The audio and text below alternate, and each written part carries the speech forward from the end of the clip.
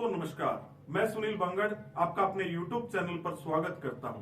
दोस्तों, हरियाणा के चुनाव को लेकर बात करें तो कांग्रेस ने चुनाव आयोग के सामने 33 सीटों पर अपनी शिकायत दर्ज की है, जिस पर चुनाव आयोग का कहना है कि देश के समृद्ध लोकतांत्रिक विरासत में हमने ऐसी बात कभी नहीं सुनी और यह बयान अभिव्यक्ति की आजादी से कोसों दूर है।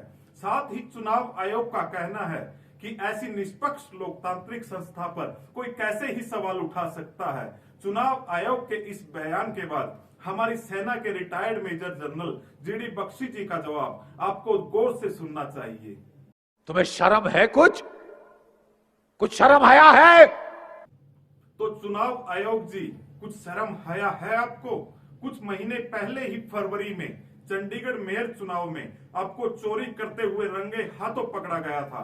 वहां आप 35 वोट ईमानदारी से नहीं गिन सके और यहां आप 1,35,00,000 वोटों पर निष्पक्षता की बात कर रहे हो। आप यह वीडियो भी देख सकते हैं।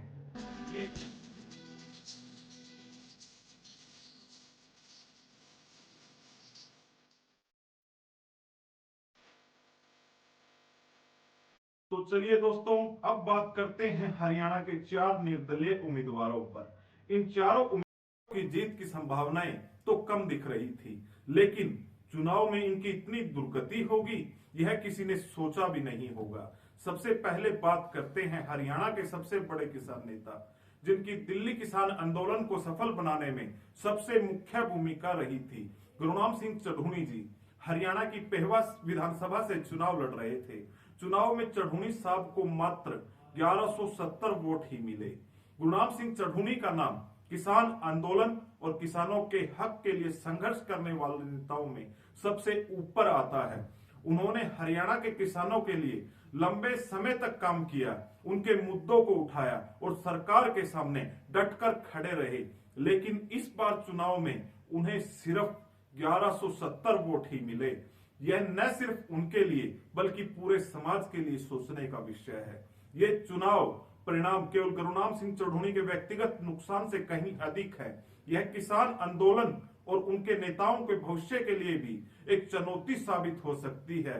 हमें इस पर गहराई से सोचने की जरूरत है कि ऐसे नेता जो वास्तव में जमीनी सतह पर काम कर रहे हैं, अगर चुनाव में इतनी बुरी तरह हारते हैं तो इसका क्या मतलब है? क्या यह हमारे लोकतंत्र के लिए भी एक चुनौती है? अब बात करते हैं संदीप गर्ग की। तो संदीप गर्ग लाडवा से आजाद उम्मीदवार थे और उन्हें सिर्फ 2262 वोट ही मिले। संदीप गर्ग लाडवा से एक सुप्रसिद्ध समाज सेवी हैं, जिन्होंने लाडवा में गरीब लोगों के लिए विशेष प्रयास किए हैं। लाडवा में उनका एक अनोखा कार्यक्रम भी है, जिसमें वह मात्र 5 रुपए में गरीब लोगों को भोजन उपलब्ध कराते हैं। और यह 5 रुपए भी इसलिए हैं ताकि गरीब लोग इसे भिक्षा ना समझें और अपने आत्म सम्मान के लिए भोजन को स्वीकार करें। लेकिन इसके जवाब में संदीप गर्ग को मिला क्या? मात्र 2262 वोट। अब सवाल उठता है, आखिर लोगों को चाहिए क्या? किसान नेता लोगों को पसंद नहीं आया। लाडवे में समाजसेवी बणिये को भी लोगों ने बुरी तरह नकार दिया। अब बात करते हैं हर्ष छिकारा की, जो गोहाना से चुनाव लड़ा और उसे 15,000 वोट भी नहीं मिले। हर्ष छिकारा हरियाणा ही नहीं बल्कि देश और दुनिया में एक अलग पहचान रखता है। वह 3000 से ज्यादा गरीब लड़कियों के भात भर चुका है और 3000 भात भरना बहुत बड़ी संख्या होती है, लेकिन लोगों ने उसके साथ किया मात्र 14,761 वोट। यहां मैं 14,761 वोट के लिए मात्र इसीलिए प्रयोग कर रहा हूं क्योंकि हर्ष छिकारा बहुत मजबूती से चुनाव लड़ रहा था। अब सवाल यह भी उठता है कि इतने सामाजिक योगदान के बावजूद हर्ष छिकारा को मिला क्या?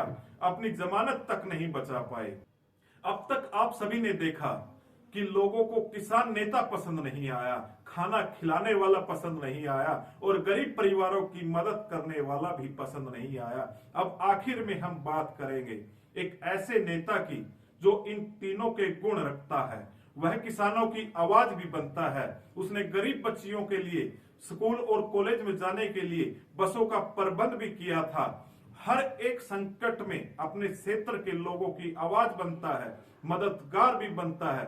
जी हाँ, हम बात कर रहे हैं बलराज कुंडू की, जो कि महम से चुनाव लड़ रहे थे और 18,000 से अधिक वोटों से चुनाव हार गए। इन चारों उम्मीदवारों की इतनी बड़ी हार से हम समझ नहीं पाए कि आखिर लोगों विधायक में देखते ही क्या है। क्या लोगों की मानसिकता सिर्फ एक तथाकथित पार्टी की टिकट तक ही सीमित रह चुकी है? यह हमारे देश और हमारे राज्य के लिए सोचने का एक विषय है। आप इस बात पर गौर जरूर करें। बाकी आपको क्या लगता है, कमेंट बॉक्स में जरूर बताएं। चैनल को लाइक और सब्सक्राइब करें। जय हिंद, जय हरियाणा।